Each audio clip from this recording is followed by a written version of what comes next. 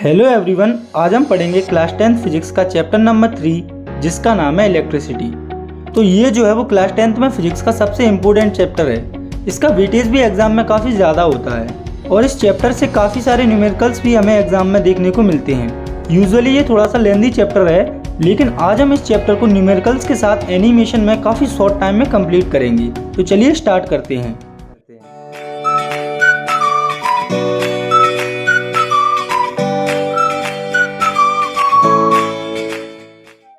तो सबसे पहले हम समझते हैं इलेक्ट्रिक करंट को या इलेक्ट्रिसिटी को। तो बेसिकली इलेक्ट्रिसिटी होती है फ्लो ऑफ चार्जेस, यानी कि किसी भी मटेरियल या कंडक्टर में जब चार्ज फ्लो होता है तो उसे इलेक्ट्रिसिटी या इलेक्ट्रिक करंट कहा जाता है। तो यहाँ पर बात हो रही है चार्ज की। तो अब हम समझते हैं कि चार्ज क्या होता है। तो it is the property of matter which cause it to experience a force when placed in a magnetic field. मतलब कि चार्ज जो है वो मैटर की एक प्रॉपर्टी होती है जिसकी वजह से उसे एक फोर्स एक्सपीरियंस होता है जब वो मैग्नेटिक फील्ड में प्लेस होता है। और ये जो चार्ज है वो पॉजिटिव होता है और नेगेटिव भी होता है। और जो लाइक चार्जेस होते हैं वो रिपेल करते हैं एक दूसरे को, जबकि अनलाइक चार्जेस होते हैं वो एक दूसरे को अट्रैक्ट करते हैं। लाइक का मतलब होता है सेम चार्जेस, यानी कि एक जैसे चार्जेस, जैसे पॉजिटिव पॉजिटिव चार्जेस या नेगेटिव नेगेटिव चार्जेस। और अनलाइक का मतलब होता है अपोजिट चार्जेस, जैसे पॉजिटिव नेगेटिव। तो यहाँ पर समझने वाली बात यह है कि जो एक जैसे चार्ज होते हैं वो एक दूसरे को रिपेल करते हैं, वहीं पर जो अपोजिट चार्जेस होते हैं वो एक दूसरे को अट्रैक्ट करते हैं। और जो चार्ज होता है उसकी एसआई यूनिट होती है कूलम, जिसे कि कैपिटल क्यू से रिप्रेजेंट किया जाता है। और अगर इस चैप्टर में आपको कहीं भी कैपिटल क्यू दिखता है तो आपको समझ जाना है कि यहाँ पर चार्ज की बात हो रही है। तो जब चार्ज की बात हो रही है तो हम जानते हैं कि कोई भी मटेरियल एटम से मिलकर बना होता है, और जो एटम होता है वो इलेक्ट्रॉन, प्रोटॉन और न्यूट्रॉन से मिलकर बना होता है। और हम जानते हैं कि इलेक्ट्रॉन पर नेगेटिव और प्रोटॉन पर पॉजिटिव और न्यूट्रॉन पर कोई चार्ज नहीं होता। और अगर हम बात करें एक इलेक्ट्रॉन पर चार्ज की या फिर चार्ज ऑन वन इलेक्ट्रॉन, तो वो होता है -1.6 इंटू 10⁻⁻19 कूलम। वहीं पर एक प्रोटॉन में चार्ज होता है +1.6 इंटू 10⁻⁻19 कूलम। इसके बाद हमें देखना है कि एक कूलम में कितने इलेक्ट्रॉन्स होते हैं। तो एक कूलम चार्ज में 6.25 इंटू 10⁻18 इलेक्ट्रॉन्स होते हैं। ये हम इस फॉर्मूले से निकाल सकते हैं। तो Q इक्वल्स टू NE, जिसमें Q है चार्ज, N है नंबर ऑफ इलेक्ट्रॉन्स और E है चार्ज ऑन इलेक्ट्रॉन। तो हमें यहाँ पर N यानी कि नंबर ऑफ इलेक्ट्रॉन्स फाइंड करने हैं। तो यहाँ पर Q हो जाएगा 1, क्योंकि हमें एक कूलम चार्ज के अंदर नंबर ऑफ इलेक्ट्रॉन्स को फाइंड करना है।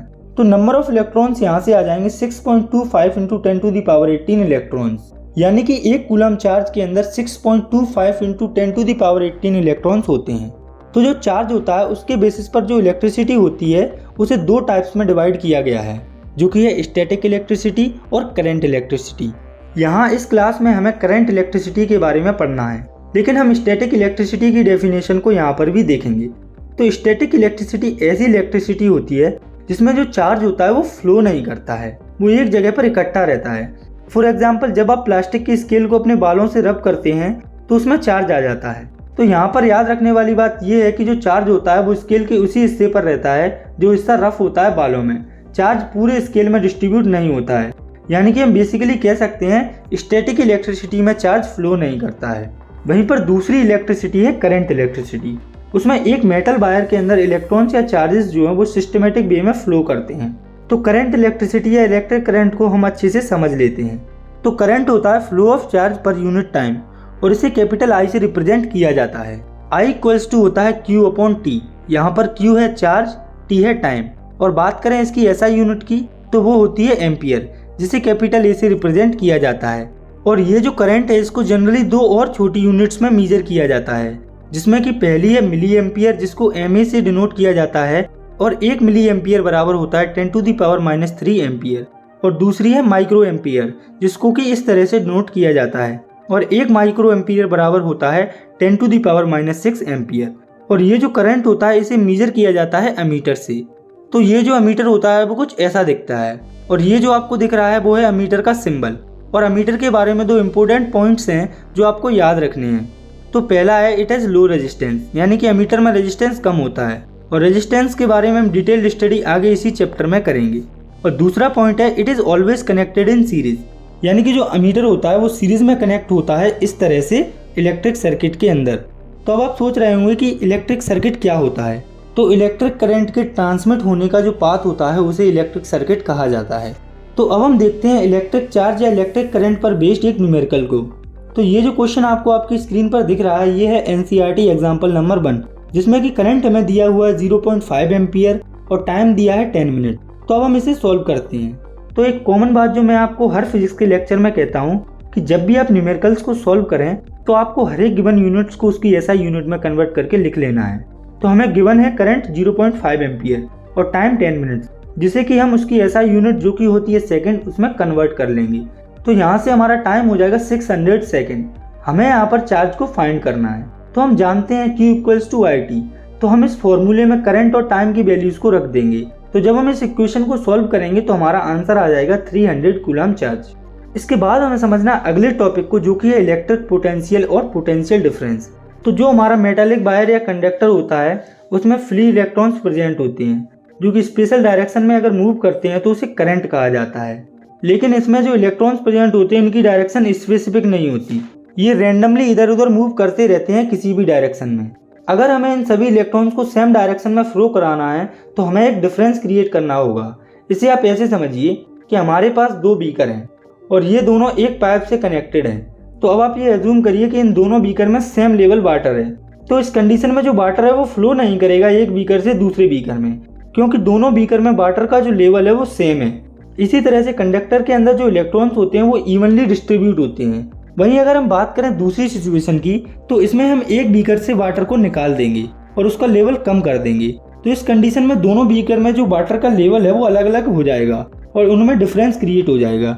और जिस बीकर में वाटर का लेवल ज़्यादा है उससे वाटर फ्लो होकर उस बीकर में आ जाएगा जिसमें कि वाटर का लेवल कम है।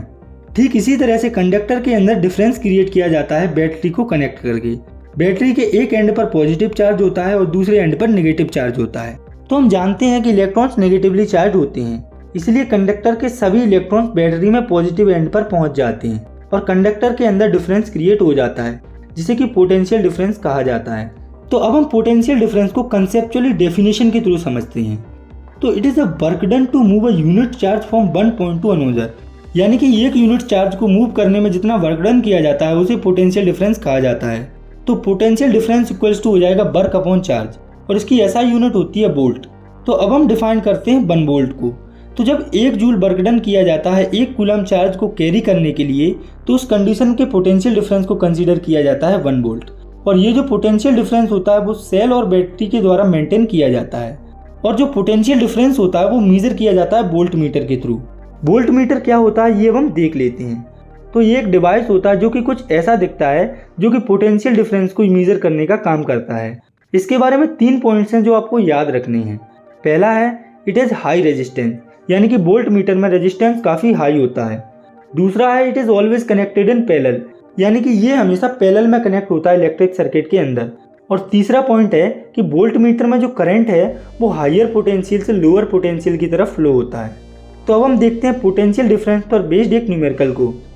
तो ये आपकी एनसीईआरटी का एग्जाम्पल नंबर 2 है, जिसमें चार्ज दिया है 2 कूलम और पोटेंशियल डिफरेंस दिया हुआ है 12 वोल्ट।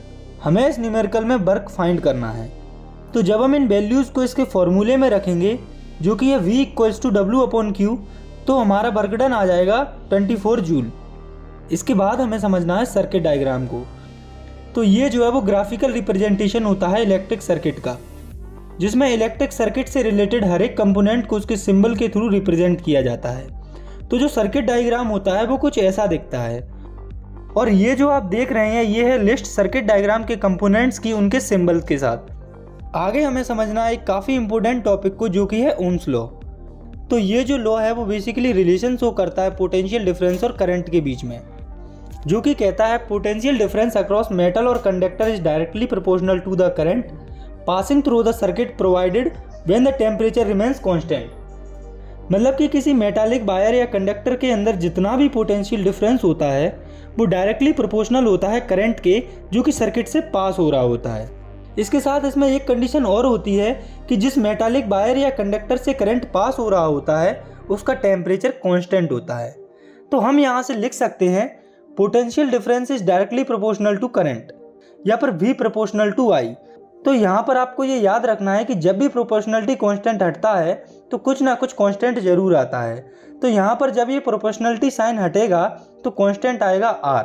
तो यहाँ पर हो जाएगा V इक्वल्स टू IR, जिसमें कि R है रेजिस्टेंस जो कि एक प्रोपोर्शनलिटी कांस्टेंट है। यहाँ पर इसके बाद हमें देखना है graphical representation of Ohm's law, यानी कि ओम्स लॉ की ग्राफिकल रिप्रेजेंटेशन।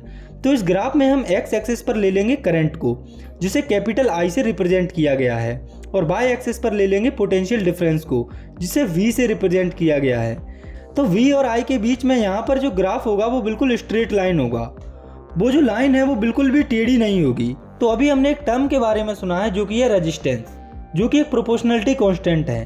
अब हमें उसी R या रेजिस्टेंस के बारे में समझना है।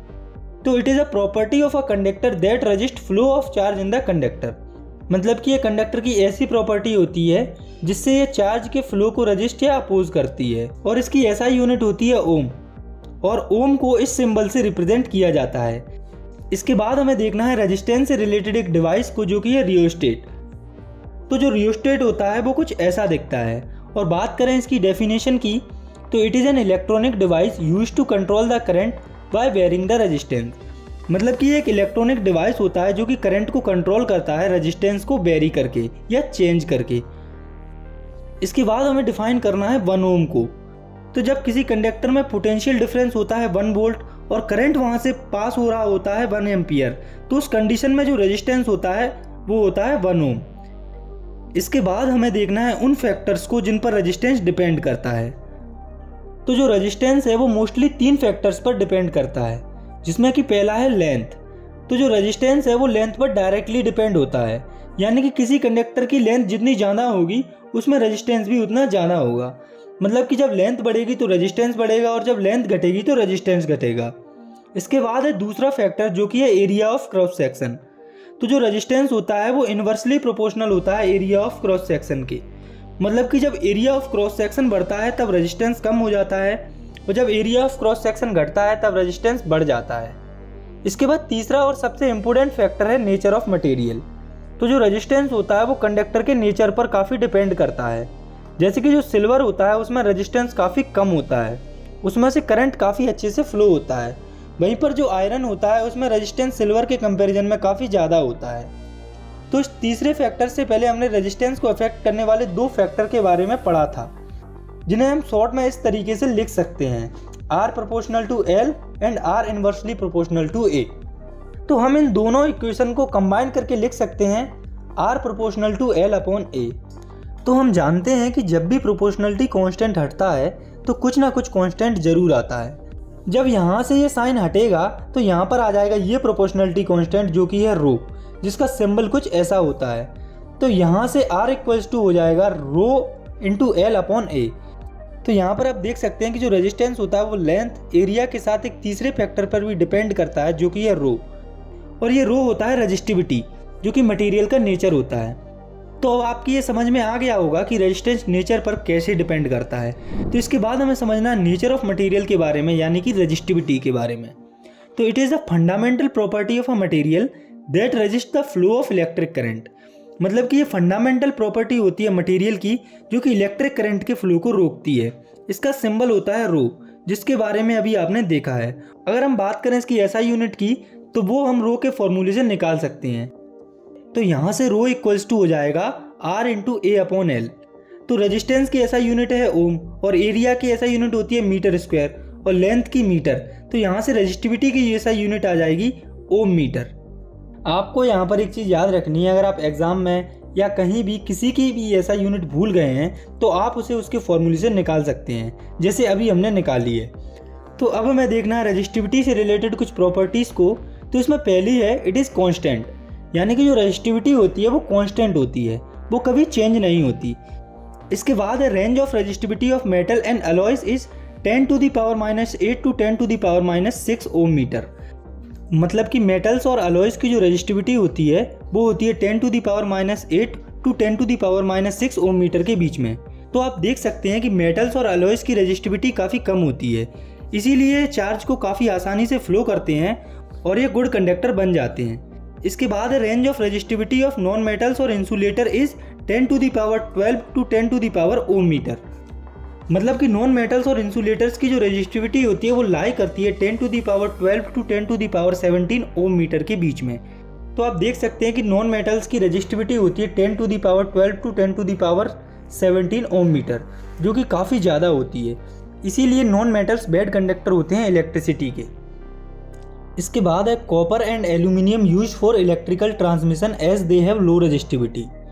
तो अभी आपने पहले पॉइंट में पढ़ा है कि मेटल और अलॉयज़ की रेजिस्टिविटी काफ़ी कम होती है, इसीलिए कॉपर और एल्यूमिनियम जो है वो इलेक्ट्रिकल ट्रांसमिशन में यूज़ होते हैं। इसके बाद हमें देखना है रेजिस्टेंस रेजिस्टिविटी पर बेस्ड कुछ न्यूमेरिकल्स को।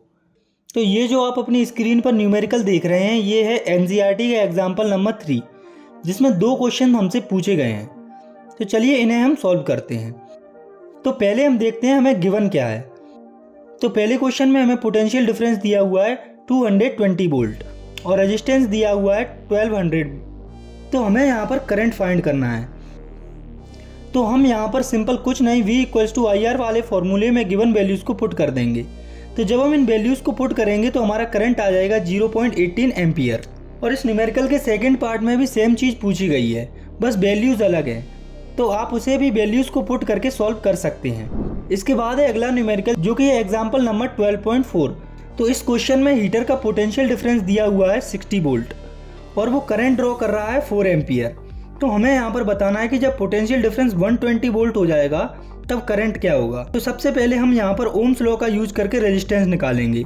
तो यहाँ से हमारा रेजिस्टेंस आ जाएगा 150 ओम। तो अब आप यहाँ पर ध्यान दीजिए कि रेजिस्टेंस हमें पता है 150 ओम, पोटेंशियल डिफरेंस का भी पता है 120 वोल्ट। तो हमें करंट फाइंड करना है, तो हम यहाँ भी ओम्स लॉ अप्लाई कर देंगे।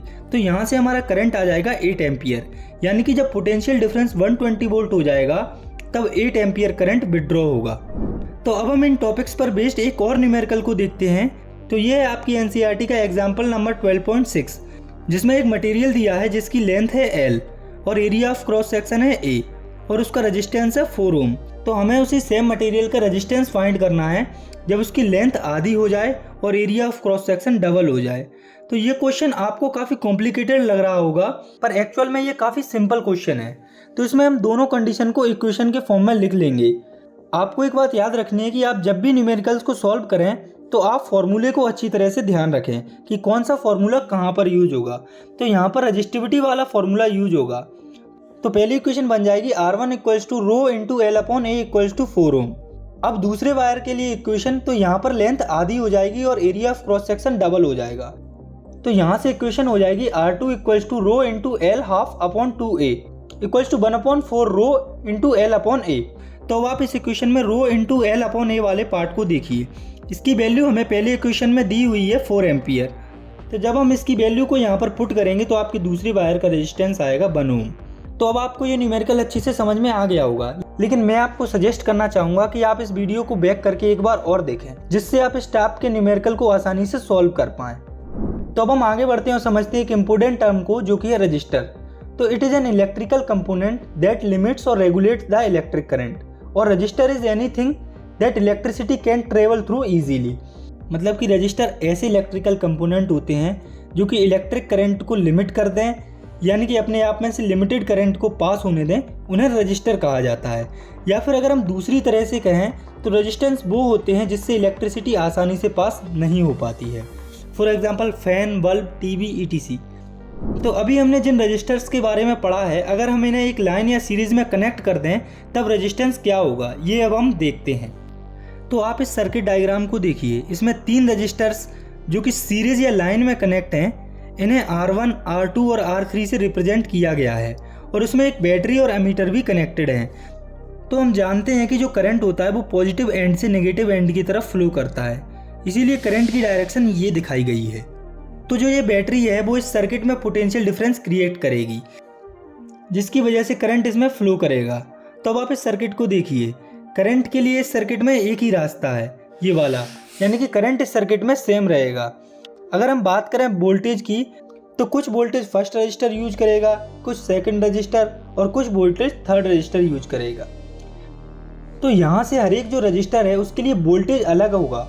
तो R1 रजिस्टर के लिए वोल्टेज हो जाएगा V1, R2 के लिए V2 और R3 रजिस्टर के लिए वोल्टेज हो जाएगा V3। तो हम जानते हैं V होता है IR। तो हम V1 को लिख सकते हैं IR1। करंट यहाँ पर तीनों रजिस्टर में सेम रहेगा। ऐसे ही V2 हो जाएगा IR2 और V3 इक्वल्स टू हो जाएगा IR3। तो अब हमें यहाँ पर पता करना है कि रजिस्टर को सीरीज में कनेक्ट करने पर टोटल रेजिस्टेंस का क्या होगा। तो इसके लिए हम रेजिस्टेंस के तीनों रजिस्टर की इक्वेशन को जोड़कर टोटल रेजिस्टेंस के आगे लिख देंगे। तो V equals to V1 plus V2 plus V3। तो अब हम आगे इस इक्वेशन को सॉल्व करेंगे। IR equals to IR1 plus IR2 plus IR3। तो I को हम तीनों इक्वेशन में से कॉमन ले लेंगे। तो हम इस इक्वेशन को ऐसे भी लिख सकते हैं IR equals to I bracket में R1 plus R2 plus I3। तो यहाँ से I से जो ये I है वो कट जाएगा और रेजिस्टेंस आ जाएगा R equals to R1 plus R2 plus R3। तो चलिए अब हम देखते हैं रजिस्टर इन सीरीज पर बेस्ड एक न्यूमेरिकल को। तो ये जो आप न्यूमेरिकल अपनी स्क्रीन पर देख रहे हैं ये है NCERT का एग्जाम्पल नंबर 12.7। तो इस इक्वेशन में हमें इलेक्ट्रिक लैंप का रेजिस्टेंस दिया है 20 ओम और कंडक्टर का रेजिस्टेंस दिया है 4 ओम और एक बैटरी दी हुई है 6 वोल्ट। इस पूरे न्यूमेरिकल में 3 क्वेश्चन हमसे पूछे गए हैं, जिसमें कि पहले क्वेश्चन में हमें पूरे सर्किट का टोटल रेजिस्टेंस फाइंड करना है। तो हमें पता है जब रेजिस्टेंस सीरीज में कनेक्ट होते हैं तो हम टोटल रेजिस्टेंस को निकालने के लिए सिंपल रेजिस्टेंस वाला फॉर्मूला लगा देंगे। तो R equals to R1 plus R2। तो यहाँ से हमारा टोटल रेजिस्टेंस आ जाएगा 24 ओम। इसके बाद दूसरे क्वेश्चन में हमें फाइंड करना है टोटल करंट इस सर्किट का। तो हमें पोटेंशियल डिफरेंस दिया हुआ है 6 वोल्ट और टोटल रेजिस्टेंस अभी हमने निकाला है 24 ओम। तो हम सिंपल ओम्स लॉ लगाकर यहाँ पर करंट फाइंड कर लेंगे। तो V इक्वल्स टू होता है IR। तो यहाँ से I इक्वल्स टू हो जाएगा V अपॉन R। तो V है 6 वोल्ट और R है 24 ओम। तो यहाँ से हमारा करंट आ जाएगा 0.25 एम्पियर। इसके बाद तीसरे क्वेश्चन में हमें पोटेंशियल डिफरेंस फाइंड करना है इलेक्ट्रिक लैंप का और करंट का। तो अभी हमें जो पोटेंशियल डिफरेंस दिया गया है वो पूरे सर्किट का कंबाइंड पोटेंशियल डिफरेंस है। तो लैंप और कंडक्टर के अलग अलग पोटेंशियल डिफरेंस को फाइंड करने के लिए हमें इनको अलग अलग सॉल्व करना पड़ेगा। तो पहले हम फाइंड करेंगे लैंप के पोटेंशियल डिफरेंस को। तो लैंप का रेजिस्टेंस हमें दिया है 20 ओम और करंट यहाँ पर सेम है। तो जब V इक्वल्स टू IR वाला फॉर्मूला हम यूज करेंगे तो हमारे लैंप का पोटेंशियल डिफरेंस आ जाएगा 5 वोल्ट। तो ऐसे ही जब हम इन वैल्यूज को कंडक्टर में पुट करेंगे तो कंडक्टर का पोटेंशियल डिफरेंस आ जाएगा 1 वोल्ट। इसके बाद हमें देखना है रजिस्टर इन पैरेलल, यानी कि जब रजिस्टर्स को पैरेलल में कनेक्ट किया जाता है तब टोटल रेजिस्टेंस क्या होगा। तो ये जो आप देख रहे हैं ये है सर्किट डायग्राम जिसमें रजिस्टर पैरेलल में कनेक्टेड हैं कुछ इस तरह से। ये है पहला रजिस्टर जिसका रेजिस्टेंस है R1, दूसरे का है R2 और तीसरे का है R3। इनको यहाँ पर एक बैटरी से कनेक्ट किया गया है और करंट को मेजर करने के लिए हमने एमीटर का यूज किया है जो कि सीरीज में कनेक्टेड है। और रजिस्टर्स के वोल्टेज को मापने के लिए हमने एक वोल्ट मीटर का यूज किया है जो कि रजिस्टर्स के पैरेलल में है, जैसा कि आप देख सकते हैं। तो सर्किट के अंदर जो भी ये वायर्स हैं इनमें I करंट फ्लो हो रहा है। तो जैसे ही करंट यहाँ पर पहुँचेगा कुछ करंट यहाँ पर इस रजिस्टर में फ्लो होगा, कुछ इसमें और कुछ इस वाले में। तो यहाँ पर इन तीनों रजिस्टर्स में जो करंट है वो अलग अलग होगा, वहीं पर जो वोल्टेज है वो सेम होगा क्योंकि हमने वोल्टेज को रजिस्टर के पैरेलली कनेक्ट किया है। तो ओम्स लॉ में हमने पढ़ा था V इक्वल्स टू IR।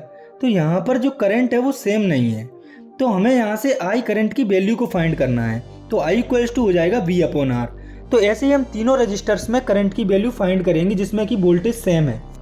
तो पहले रजिस्टर के लिए करंट हो जाएगा I1 equals to V upon R1, दूसरे के लिए I2 equals to V upon R2 और तीसरे के लिए I3 equals to V upon R3।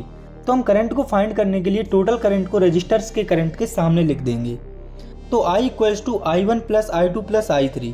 तो हम यहाँ से इनकी वैल्यूज को इस इक्वेशन में पुट कर देंगे। तो I की वैल्यू है V अपॉन R, ऐसे ही हम I1, I2 और I3 की वैल्यूज को रख देंगे। तो जब हम इन वैल्यूज को रख देंगे तो V upon R equals to हो जाएगा V upon R1 plus V upon R2 plus V upon R3। तो इस इक्वेशन को जब हम सॉल्व करेंगे तो हमें मिलेगा 1 upon R equals to 1 upon R1 plus 1 upon R2 plus 1 upon R3। तो जब रजिस्टर्स पैरेलल में कनेक्ट होंगे तब जो टोटल रेजिस्टेंस है वो इक्वल होगा इन तीनों रेजिस्टेंस के रेसिप्रोकल के सम के। तो हमने अभी रजिस्टर्स को दो तरह से कंबाइन किया, पहले सीरीज में और अब पैरेलल में। तो सीरीज कॉम्बिनेशन में जो करंट होता है वो कांस्टेंट होता है और इस कंडीशन में जो टोटल रेजिस्टेंस होता है वो इन तीनों या जितने भी रेजिस्टेंस दिए हुए होते हैं उनके सम के बराबर होता है। वहीं पर जो पैरेलल कॉम्बिनेशन होता है उसमें वोल्टेज कांस्टेंट होता है और उसमें टोटल रेजिस्टेंस होता है वो इन तीनों रेजिस्टेंस या जितने भी गिवन रेजिस्टेंस है उनके रेसिप्रोकल के सम के बराबर होता है। तो अब हम देखते हैं रजिस्टर्स को सीरीज या पैरेलल में कब कनेक्ट किया जाता है। तो अगर हम बात करें सीरीज की तो सीरीज में कनेक्ट करने पर जो रेजिस्टेंस होता है वो काफ़ी ज़्यादा होता है। और अगर बात करें इसके एग्जाम्पल की, तो हम दिवाली में जो लाइटिंग वगैरह यूज़ करते हैं या लड़ियाँ या जिन्हें झल्लर भी बोला जाता है, तो उनमें जो रजिस्टर्स होते हैं वो सीरीज में कनेक्ट होते हैं। वहीं पर जो बल्ब फैन वगैरह होते हैं उनमें रजिस्टर्स पैरेलल में कनेक्ट होते हैं। तो अभी हमने रजिस्टर्स इन सीरीज पर बेस्ड एक न्यूमेरिकल को सॉल्व किया था। तो अब हम एक न्यूमेरिकल सॉल्व करेंगे जो कि बेस्ड होगा रजिस्टर इन पैरेलल के ऊपर। तो ये जो क्वेश्चन आप अपनी स्क्रीन पर देख रहे हैं ये है एनसीईआरटी का एग्जाम्पल नंबर 12.8। इसमें 3 रजिस्टर्स पैरेलल में कनेक्ट हैं और उनका रेजिस्टेंस हमें दिया हुआ है और हमें पोटेंशियल डिफरेंस दिया हुआ है 12 वोल्ट। तो हम जानते हैं कि पैरेलल में पोटेंशियल डिफरेंस सेम होता है। इस न्यूमेरिकल में भी हमसे 3 क्वेश्चन पूछे गए हैं। तो पहले क्वेश्चन में हमें करंट फाइंड करना है हर एक रजिस्टर का। तो जब हम इन तीनों रजिस्टर में ओम्स लॉ लगाएंगे तो हमारा करंट आ जाएगा I1 = 2.4/A, I2 = 1.2A और I3 आ जाएगा 0.4 एम्पियर। और दूसरे क्वेश्चन में हमसे टोटल करंट पूछा गया है, तो इसके लिए हम पूरे करंट को ऐड कर देंगे तो हमारा टोटल करंट आ जाएगा 4 एम्पियर। और तीसरे क्वेश्चन में हमसे टोटल सर्किट का रेजिस्टेंस पूछा गया है। तो हमें पैरेलल में रेजिस्टेंस का फॉर्मूला पता है 1/R = 1/R1 + 1/R2 + 1/R3। तो जब हम इस फॉर्मूले में वैल्यूज़ को पुट करेंगे तो हमारा टोटल रेजिस्टेंस आ जाएगा 3 ओम। तो हमें यहाँ से एक बात पता चलती है कि सीरीज में जो रेजिस्टेंस होता है वो बढ़ता है, वहीं पर पैरेलल में जो रेजिस्टेंस होता है वो कम हो जाता है। तो जब रेजिस्टेंस कम होता है तो ये अच्छा होता है करंट के फ्लो के लिए, यानी कि जब करंट पैरेलल रेजिस्टेंस में फ्लो करेगा तो वो इजीली फ्लो करेगा। इसीलिए पैरेलल कॉम्बिनेशन के कुछ एडवांटेज होते हैं जिन्हें अब हमें देखना है। तो एडवांटेज ऑफ पैरेलल कॉम्बिनेशन, इसमें पहला है in series when one register fails the circuit is broken and non component work. यानी कि अगर सीरीज कॉम्बिनेशन में एक रजिस्टर फेल हो जाता है या खराब हो जाता है तो पूरा सर्किट ब्रेक हो जाता है और करंट आगे पास नहीं होता। जैसे कि ये है सीरीज कॉम्बिनेशन, अगर इसमें ये रजिस्टर फेल हो गया तो करंट आगे पास नहीं होगा, क्योंकि सीरीज कॉम्बिनेशन में करंट एक ही जगह से पास हो रहा होता है। वहीं पैरेलल कॉम्बिनेशन में ऐसा नहीं होता, क्योंकि पैरेलल कॉम्बिनेशन में अगर एक रजिस्टर फेल हो जाता है तो करंट जो है वो इन अलग अलग रजिस्टर से पास हो जाता है और जो करंट है वो काम करता रहता है। सेकेंड एडवांटेज है different appliances require different colour, this can not be satisfied in series combination. मतलब कि अलग अलग इलेक्ट्रिकल अप्लायंसेस होती हैं, उन्हें अलग अलग करंट चाहिए होता है वर्क करने के लिए, जो कि सीरीज कॉम्बिनेशन में पॉसिबल नहीं होता है, क्योंकि सीरीज कॉम्बिनेशन में करंट सेम होता है। वहीं पैरेलल कॉम्बिनेशन में जो करंट होता है वो अलग अलग होता है अलग अलग रजिस्टर के लिए, इसीलिए पैरेलल कॉम्बिनेशन को मोस्ट ऑफ अप्लायंसेस में यूज किया जाता है। और अगर हम बात करें इसके तीसरे एडवांटेज की, तो वो है total resistance in parallel combination is less as compare to series combination. यानी कि पैरेलल कॉम्बिनेशन में टोटल रेजिस्टेंस काफ़ी कम होता है सीरीज कॉम्बिनेशन से। पैरेलल कॉम्बिनेशन के इन्हीं एडवांटेज से इसे ज़्यादा यूज किया जाता है हाउस होल्ड अप्लायंसेस में। इसके बाद हमें समझना है heating effect of electric current को, यानी कि इलेक्ट्रिक करंट के हीटिंग इफेक्ट को। तो when an electric current passes through a conductor like high resistance wire, the conductor becomes hot, after some time produces heat, this is called heating effect of electric current। जैसे कि जब electric current pass होता है किसी conductor से, जैसे कि high resistance wire से, तो वो बाद में जो कंडक्टर है वो कुछ टाइम बाद गर्म होने लगता है और हीट प्रोड्यूस करता है। इसे कहा जाता है heating effect of electric current. तो अब हम ये देखते हैं ये कंडक्टर या रजिस्टर हीट कैसे होते हैं। तो अब मान लीजिए कि ये है कंडक्टर जिसका रेजिस्टेंस या रेजिस्टिविटी काफ़ी हाई है, जो कि एक बैटरी से कनेक्टेड है। ये है बैटरी का पॉजिटिव एंड, ये है नेगेटिव एंड। तो जो कंडक्टर होता है इसमें कुछ फ्री इलेक्ट्रॉन्स होते हैं, और जब कंडक्टर को बैटरी से कनेक्ट किया जाता है तो उसके जो इलेक्ट्रॉन्स होते हैं वो एक स्पेसिफिक डायरेक्शन में मूव करने लगते हैं, नेगेटिव से पॉजिटिव की तरफ। तो जब इस बैटरी से करंट पास होता है तो ये जो फ्री इलेक्ट्रॉन्स हैं वो इस कंडक्टर्स के एटम से टकराएंगे और ये कोलोजन करेंगे, और इसी कोलोजन के कारण हीट जनरेट होती है। तो हीट जो है वो एनर्जी का ही एक फॉर्म होती है, और एनर्जी जो है वो बराबर होती है वर्क डन के। तो अगर हम ध्यान से देखें तो हमें ये पता चलता है कि हीट और वर्क डन यहाँ पर बराबर हैं। तो हमें ये याद रखना है कि वर्क और हीट सिमिलर हैं यहाँ पर। तो वर्क को W से और हीट को H से रिप्रेजेंट किया गया है। तो W और H जो है वो यहाँ पर सेम है। तो अभी थोड़े टाइम पहले हमने पोटेंशियल डिफरेंस में वर्क की वैल्यू फाइंड की थी, तो हम यहाँ पर वो पोटेंशियल डिफरेंस वाला फॉर्मूला लिख देंगे, V = W/Q। तो हम यहाँ पर W की जगह पर H लिख सकते हैं क्योंकि वो सेम है। तो यहाँ पर हो जाएगा V = H/Q। और जब ये Q इधर आ जाएगा तो H इक्वल्स टू हो जाएगा V इंटू क्यू। तो आपको हीट का V इंटू क्यू वाला फॉर्मूला याद रखना है। तो अगर हम देखें तो यहाँ पर हम हीट के और भी फॉर्मूले बना सकते हैं, जैसे कि Q है यहाँ पर चार्ज, और चार्ज इक्वल्स टू होता है करंट इंटू टाइम यानी कि IT। तो यहाँ पर हीट का दूसरा फॉर्मूला हो जाएगा H इक्वल्स टू VIT। तो हम यहाँ से हीट का एक और फॉर्मूला भी बना सकते हैं जिसमें हम B की वैल्यू को रख देंगे। तो V इक्वल्स टू होता है IR। तो हीट का एक और फॉर्मूला हो जाएगा H equals to I square RT। तो ये कुछ फॉर्मूले हैं जो आपको याद रखने हैं। अगर हीट यहाँ पर एनर्जी है तो उसकी SI यूनिट हो जाएगी जूल। इसके बाद हमें समझना है जूल्स लॉ ऑफ हीटिंग को। तो ये कहता है when a current flows in the conductor then amount of heat generate is directly proportional to the square of current and resistance and time for which current flows. यानी कि joules law कहता है कि जब करंट फ्लो करता है conductor में तो हीट जनरेट होती है वो डायरेक्टली प्रोपोर्शनल होती है करंट के स्क्वायर की, रेजिस्टेंस की और टाइम की। तो हम इसे लिख सकते हैं H proportional to I square, H proportional to R and H proportional to T। तो हम इन तीनों इक्वेशन को कंबाइन करके लिख सकते हैं H proportional to I square RT। और जब ये प्रोपोर्शनलिटी कांस्टेंट हटता है तो कांस्टेंट आता है 1। तो H इक्वल्स टू हो जाएगा I स्क्वायर RT। और इस फॉर्मूले को अभी हमने ऊपर भी ड्राइव किया था। तो अब हम देखते हैं हीटिंग इफेक्ट पर बेस्ड एक न्यूमेरिकल को।